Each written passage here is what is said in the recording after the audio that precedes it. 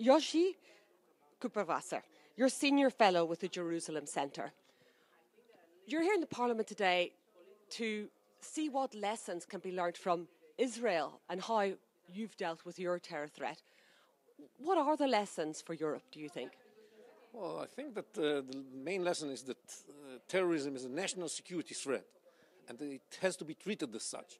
And this means that you have to invest a lot, both in learning about the threat and understanding it and knowing what are the tensions that lie behind what the people are doing, what ideology they present, what are their goals.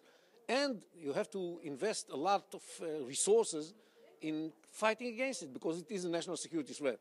And the investment has to be spent both on intelligence, which is necessary for fighting terrorism, and on building the capabilities to fight against it, not only against the operators of terror, the perpetrators of terror, but also against everything that makes the consciousness of terror, that makes the preparation of the mind for terrorism. And you have to fight against all of this together. This is the message we have shared here. So when you say the consciousness of terror, you're talking about prevention of terrorism. What lessons could Europe learn from Israel on this? And maybe also what errors has Israel made? Well, I think that what we have realized is that the incitement, the preparation of the mind is extremely important in the phenomena of terror, financing of terror, all those things that create the conditions for having terrorism. Now, in Europe, what we see is that the Europeans still let supporters of, or the builders of this consciousness to operate in Europe relatively in a free way. And something has to be done about it, because as we could hear here, people are going through education systems, and both formal and informal, that actually tell them that the radicalism that stands behind terror is justified. And this is something that is totally unacceptable, and the governments here have to stop it, as we did.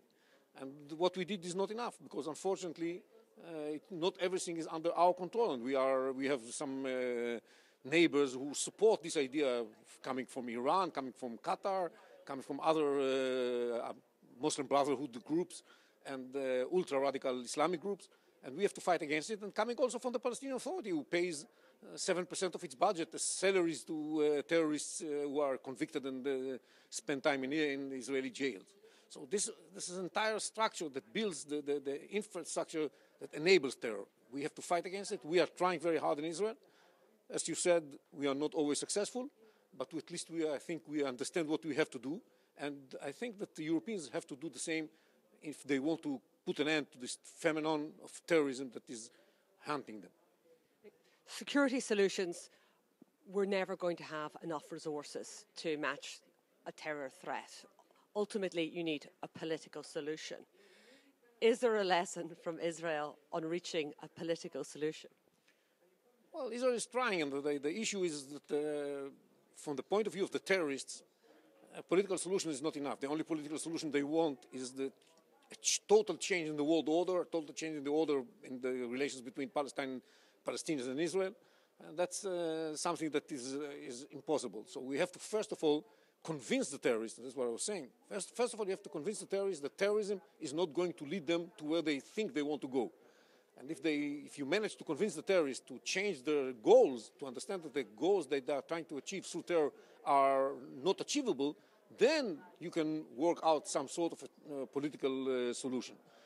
Unfortunately, radical Islam is about changing the world order altogether, putting Islam in a totally different place where it is today. And Palestinians are about changing the kind of relations between us and them in a way that both serves their national interests, the way they interpret them, and their Islamic identity. So we have a very big problem today in making peace, because both in our national arena and in the international field, because those forces are turbulent forces. They want an extreme change to the situation. They are not interested really in some sort of political win-win situation. This is not what they are looking for.